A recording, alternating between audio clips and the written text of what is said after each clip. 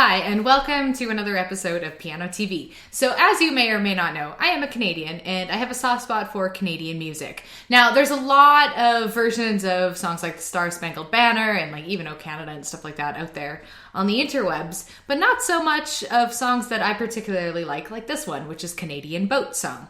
So let's just dive right in the water, because it's boat song. Dive in, get it?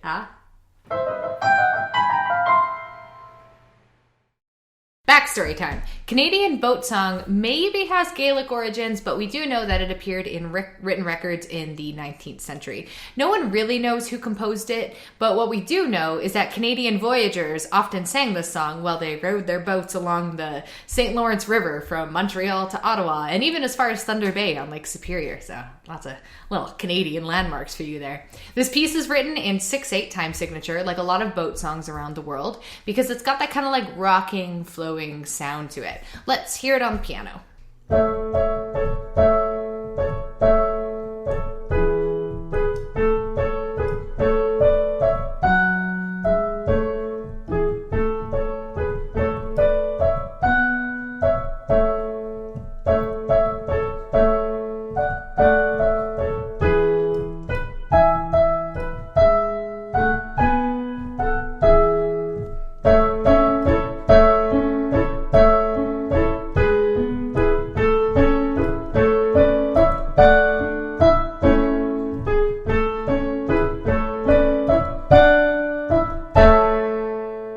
So I labeled this piece as beginner piano, but it's really not that simple, and I recommend that you have about somewhere between 3 to 6 months of practice before attempting this one.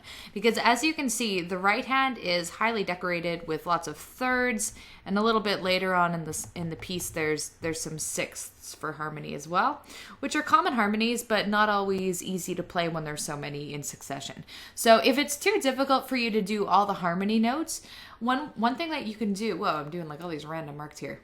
One thing that you can do is just learn the top notes, because the top notes here are the actual melody, whereas it's the bottom note that's the harmony.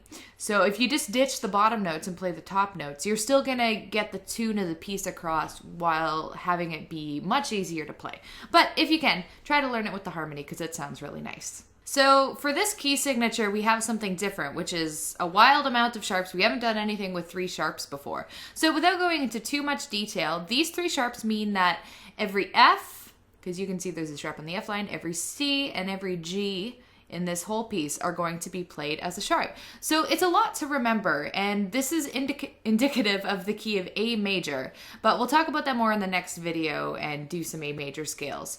So for now, just try to remember every F, every C, and every G. You gotta play a sharp or else it's not gonna sound right. Notice also that we've got some Italian at the beginning telling us how fast to play this piece. And we've done this one before, andante, which literally means walking speed. Or in this case, since it's a boat song, this is going to be like rowing speed.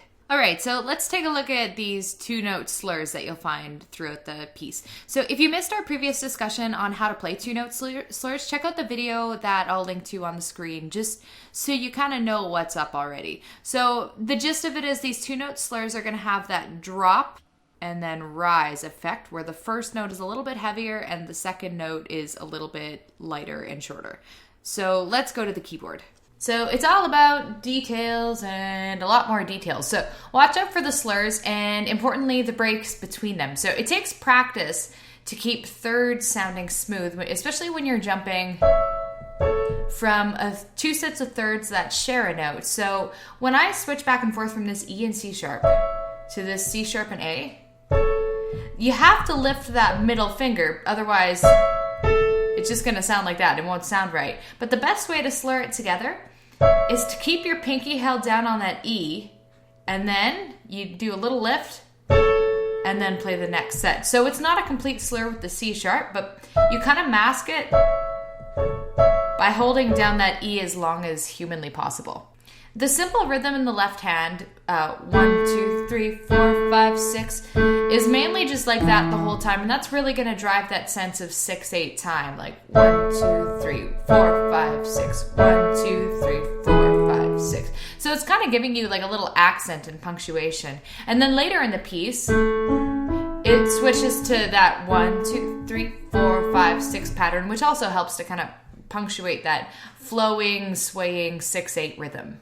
And I know I say this a lot, but this piece isn't really as easy as it looks at first glance. So depending on your practice habits, you can expect to spend anywhere between 2 weeks to a month working on this one to get it to polish to perfection. Thank you for watching this video. And as always, the sheet music you can find down below in the little comment description thing. So give this video a like if you're a fan of Canadian music, and feel free to go to pianotv.net as well, where all these videos and other stuff are posted. Toodaloo.